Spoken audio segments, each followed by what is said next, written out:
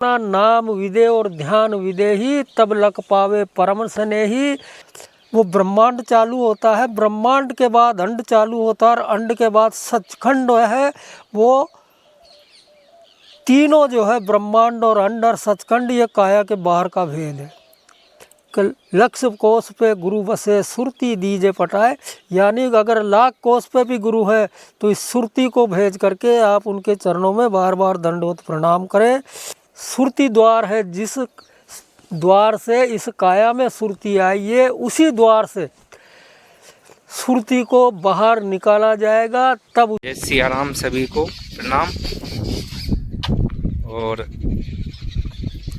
बहुत सारे भाइयों का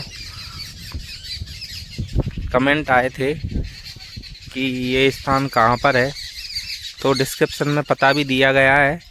वैसे हमारा पता है जिला बारां, तहसील किशनगंज, ग्राम नाहरगढ़, राजस्थान। और सत्संग में प्रश्न थे तो उनके बारे में अभी चर्चा करेंगे। प्रणाम। नमस्कार। गुरविंदर सिंह जी जालंधर से, उन्होंने एक प्रश्न किया है।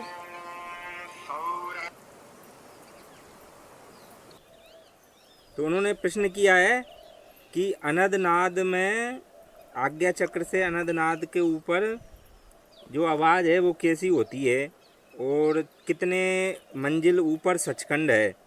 तो आज्ञा चक्र से सचखंड तक की जो मंजिलें हैं उनके बारे में पूछा है कि सचखंड तक का जो मार्ग है वो कैसे पूरा किया जाता है और उसकी जो धुन है वो कैसे ऊपर की ओर खींचती है। ये सारी बातें बताने की कृपा करें।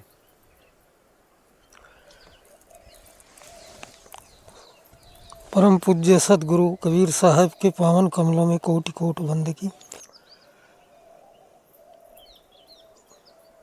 गुरु मेरे सब ही बड़े अपनी अपनी ठोर, शब्द विवेकी पार की तो सो माते की मोर। जो अनहद नाद के विषय में और सचखंड के विषय में जो प्रश्न आया है, वैसे कई लोग जो है अधूरी साधना बीच में से चालू कर देते हैं।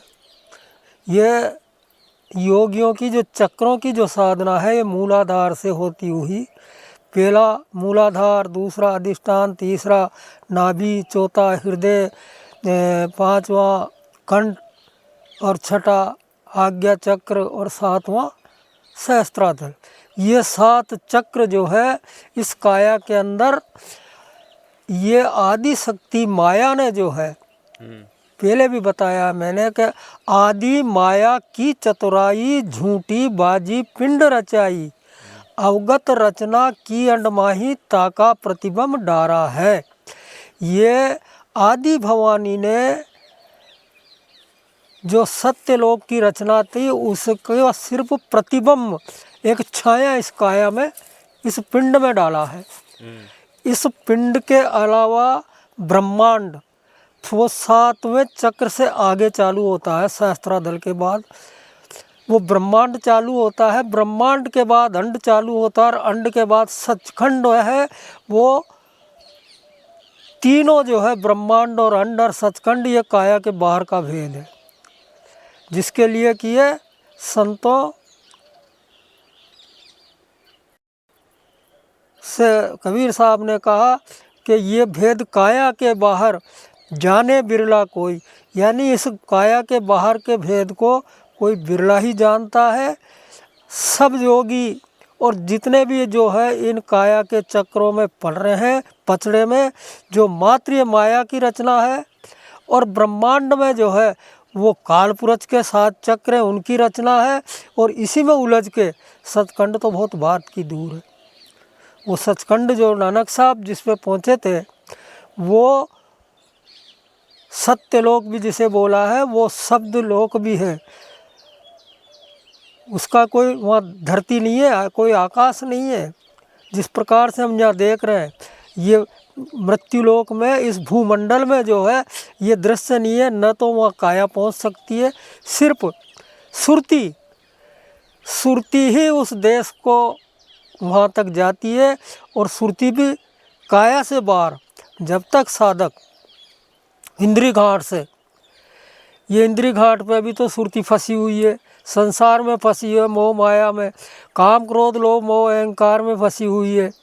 और इंद्री घाट इससे छूटता नहीं है, विषय विकार छूटते नहीं है, क्रोध इससे छूटता नहीं है, लोभ इससे छूटता नहीं है, मोह माया छूटती। इन 5 विकारों से और 5 देह से ऊपर होने के बाद इस काया से बाहर निकलने का जो गुरु है, यानी मैंने पहले ही बोल दिया कि गुरु मेरे सब ही बड़े अपनी अपनी ठा, यानी जो गुरु जिस मुकाम का है वो वेद अलग अलग देगा। एक गुरु 8वीं क्लास, एक 5वीं तक का पढ़ाता है, एक संस्कृत पढ़ाता है, एक हिंदी पढ़ाता है, एक उर्दू पढ़ाता है, कोई इंग्लिश पढ़ाता है, उनका सब्जेक्ट अलग अलग है। इसी प्रकार से गुरु जो शब्द का भेद जानता हो, शब्द भेदी हो, और वो शब्द भेदी, एक तो शब्द जो है हमारे बोलने में आता है, एक तो वो शब्द है, एक वो शब्द है जिससे सारे शब्दों का निर्माण हुआ है, उसको अक्षय शब्द बोला है।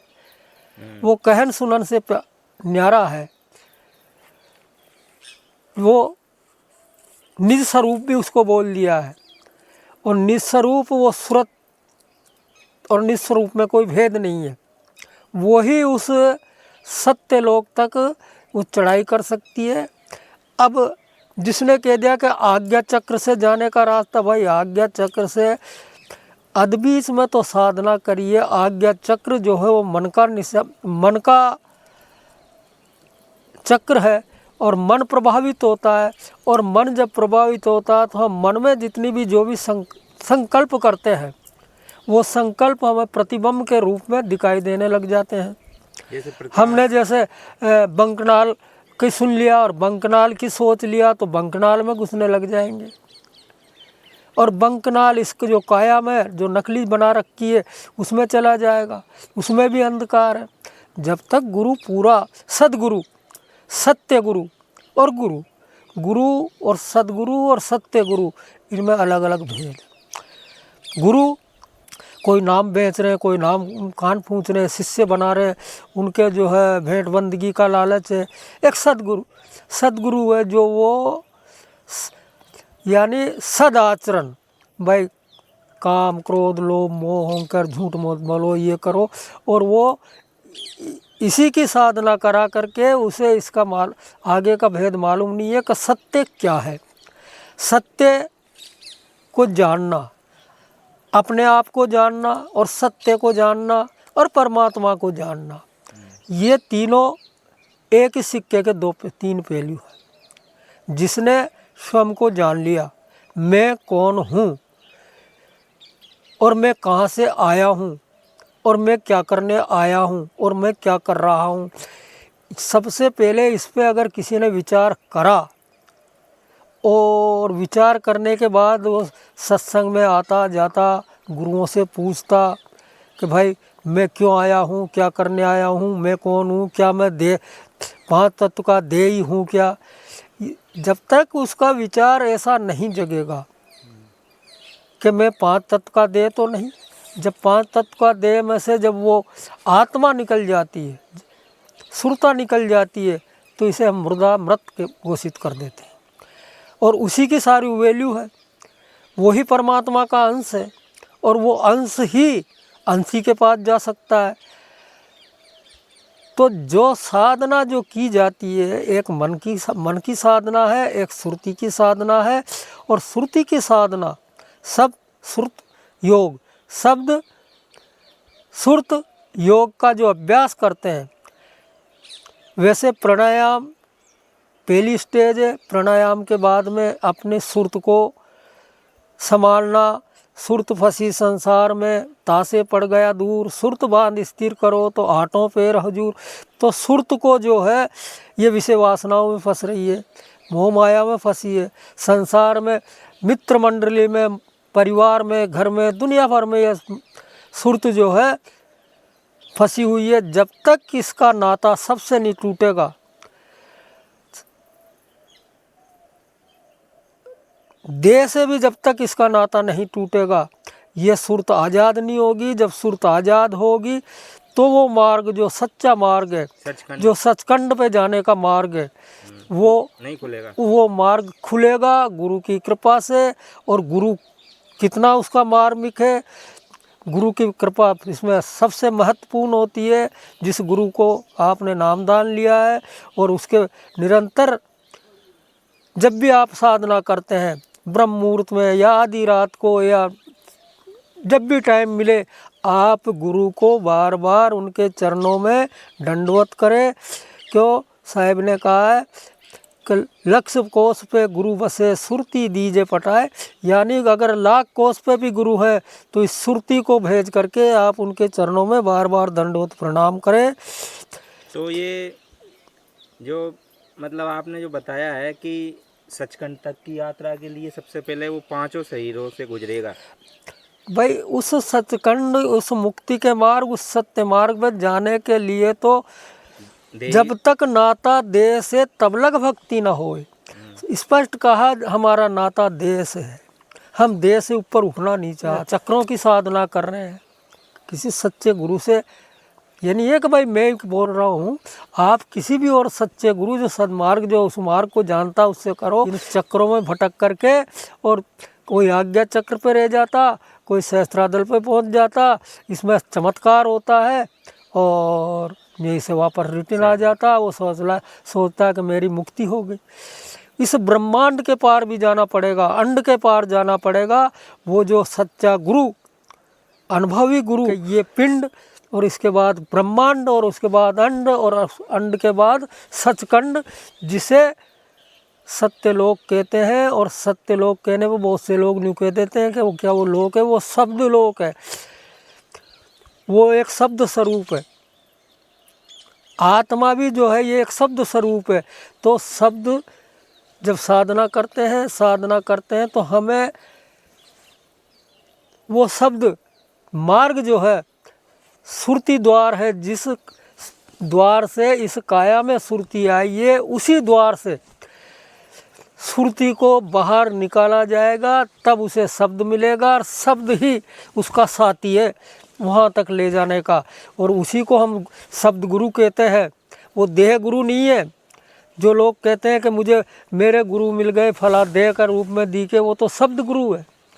कबीर साहब स्वयं शब्द गुरु है। ठीक है। शब्द गुरु की साधना, विदे साधना, नाम विदे और ध्यान विदे ही तब लग पावे परम स्नेही। तो सभी बंदों से कृपा करके इस भेद को समझें। उस मार्ग पे जाने के लिए बातों का मार्ग नहीं है, चलने का मार्ग है, अंदर का मार्ग है। सुरत मार्ग से पहुंचाया जा सकता है। सुरत मार्ग ही उसका, जब तक वो इंद्रिय घाट से ऊपर नहीं उठेगा।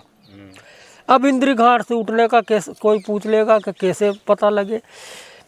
तुम्हारी हर विषय में अरुचि हो जाएगी। भोजन में अरुचि, विषय वासना में कोई रुचि नहीं, लोभ लालच सब फीके पड़ जाएंगे, सबसे प्रेम भाव प्रकट होने लग जाएगा। ये उसका प्रतीक है। आकर्षण पैदा हो रही तो अभी 1% भी काया के ऊपर उठने का कोई प्रश्न नहीं है। इंद्रिय गांठ नहीं छूटी है। साहेब बंदगी सत्य ना।